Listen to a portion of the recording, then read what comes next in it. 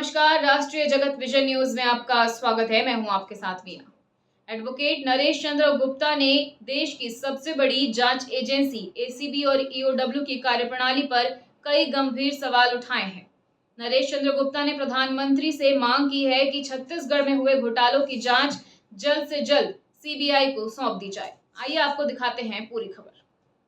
छत्तीसगढ़ में भ्रष्टाचार के बड़े मामलों की जांच कर रही राज्य की सबसे बड़ी जांच agency anti corruption bureau economic offence wing यानी कि एसीबी ईओडब्ल्यू की कार्यप्रणाली पर गंभीर सवाल उठ रहे हैं। अधिवक्ता नरेश चंद्र गुप्ता ने सीधे प्रधानमंत्री कार्यालय को शिकायत भेजकर कहा है कि एसीबी ईओडब्ल्यू भ्रष्टाचार के मामलों में चुन चुन कर जांच कर रही है ताकि प्रभावशाली आरोपी जो हैं वो बच सके।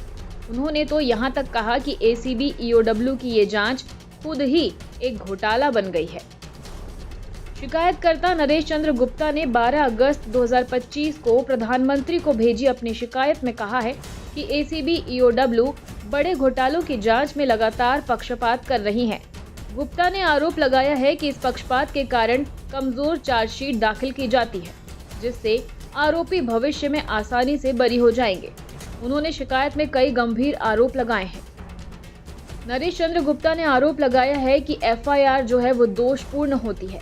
महादेव ऑनलाइन गेमिंग ऐप जैसे मामलों में साफ सबूतों के बावजूद प्रभावशाली लोगों जैसे कि आईपीएस अधिकारियों के नाम एफआईआर से हटा दिए गए हैं।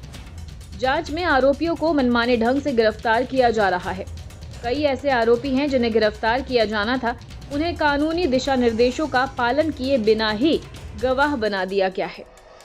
चार्जशीट को कमजोर रखने के लिए रिश्वत देने वालों और बिचौलियों को जानबूझकर जांच के दायरे से बाहर रखा गया है। शराब घोटाले के मामले में जिन कंपनियों ने रिश्वत दी थी, उन्हें आरोपी ही नहीं बनाया गया। सरकारी वकील ठीक से ब्रीफ नहीं होते हैं और कोर्ट में ऐसा रुख अपनाते हैं जिससे आरोपियों को जमानत मिल जाती है। इन घोटालों की जांच पर सवाल। गुप्ता की शिकायत में 5 प्रमुख घोटालों का जिक्र है, जिनकी जांच में जानबूझकर ढिलाई बरती जा रही है। कस्टम मिलिंग घोटाला, चावल मिल एसोसिएशन के अध्यक्ष सहित रिश्वत देने वाले राइस मिलर्स की भूमिका को नजरअंदाज किया गया, जिसका एफआईआर नंबर है 01/24। डीएमएफ घोटाला, एफआईआर नंबर 2/24। जिला खनिज कोष के संरक्षक जिला कलेक्टरों को जिम्मेदार नहीं ठहराया गया। कोयला लेवी घोटाला, एफआईआर नंबर 03/24। ईडी के द्वारा आरोपी बनाए गए जोगिंदर सिंह और आईएएस जयप्रकाश मौर्य जैसे कई लोगों को एसीबी की जांच से बाहर रखा गया है। शराब घोटाला, एफआईआर नंबर 04/24। आशीष श्रीवास्तव और पीएल साहू जैसे अहम आरोपियों को बचाया गया है।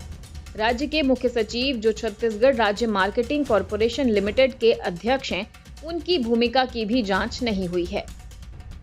सीजीएमएससी घोटाला, मोक्षित कॉरपोरेशन घोटाला, एफआईआर नंबर 05/25। इस मामले में सभी ब्यूरोक्रेट्स को बचाया गया है और जांच सिर्फ दिखावा है। नरेश चंद्र गुप्ता ने वर्तमान एसीबी ईओडब्ल्यू निदेशक की नियुक्ति को भी अवैध बताया है। उन्होंने 27 मार्च 2025 को जारी सरकारी अधिसूचना का हवाला देते हुए कहा कि इन विभागों का प्रमुख महानिदेशक डीजी रैंक का होना चाहिए, जबकि वर्तमान निदेशक पुलिस महानिरीक्षक आईजी हैं। उन्होंने कहा कि उनकी अयोग्यता ही कमजोर जांच का कारण है। नरेश चंद्र गुप्ता ने प्रधानमंत्री से इन सभी घोटालों की जांच तुरंत सीबीआई को सौंपने की मांग की है।